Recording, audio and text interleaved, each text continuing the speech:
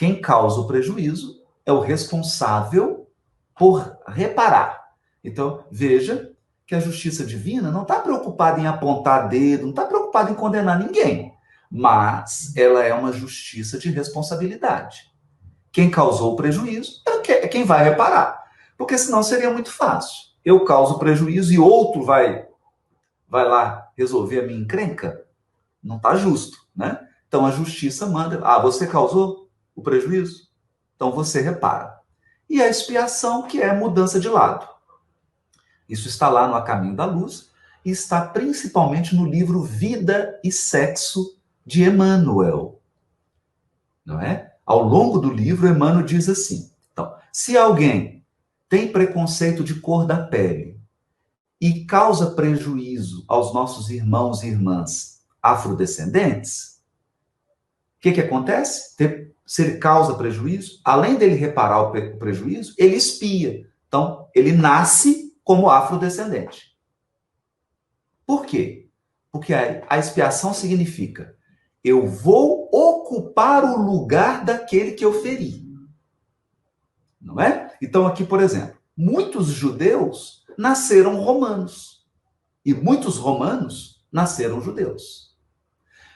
Haroldo, da onde você tirou isso? Ora, é só você pegar na sua frente e colocar o livro há 2000 anos e o livro 50 anos depois. No há 2000 anos você tem o senador romano Públio Lentulus. Nos 50 anos depois você tem o quê? O escravo judeu, judeu grego, na história, que é o mesmo espírito. Então, o senador Públio Lentulus tanto prejudicou o povo hebreu que nasceu hebreu. Hebreu da diáspora. Por que hebreu da diáspora? Porque não tinha mais judeu em Jerusalém.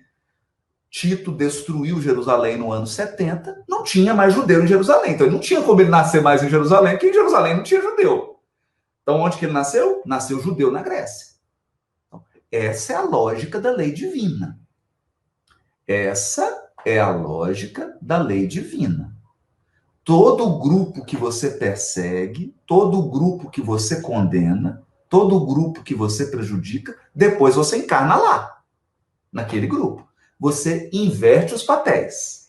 Então, o homem que pratica violência doméstica, que agride as mulheres, que faz isso, o que acontece? Ele, encarnação, nasce mulher.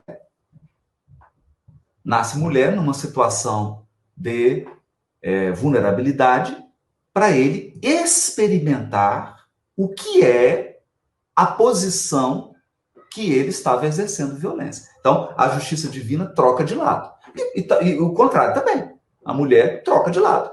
Nasce o homem também, né? Se ela abusa, se ela engana, se ela... Mesma coisa. Troca. Então, essas trocas de papéis para que a gente espere... Porque é uma coisa, gente, como dizia minha avó, quem bate sempre esquece. Né? Quem bate sempre esquece. Então, a justiça divina nos troca de lado para que a gente tenha a experiência psicológica do outro lado. Aí você fala, meu Deus, não faço mais isso, porque agora eu sei o que é estar de um lado e eu sei o que é estar do outro. Né? Então, para quem está aí querendo evoluir, cuidado com polarizações. Cuidado. Cuidado. Então, quando eu digo aqui dessa parte toda, não é?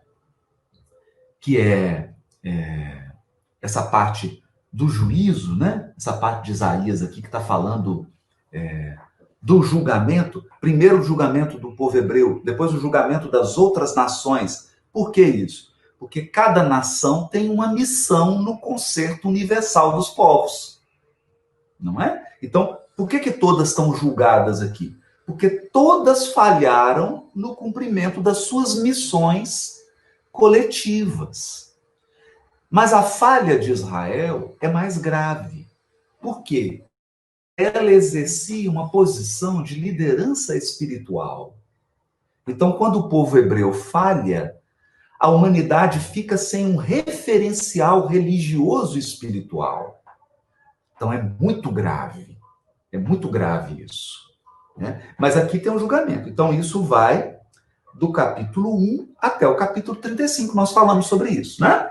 Depois falamos as outras partes, não é? A segunda parte do livro de Isaías, que vai do capítulo 36 até mais ou menos o 39. Aí são cumprimentos de profecias, e está mais ou menos um pedaço no meio.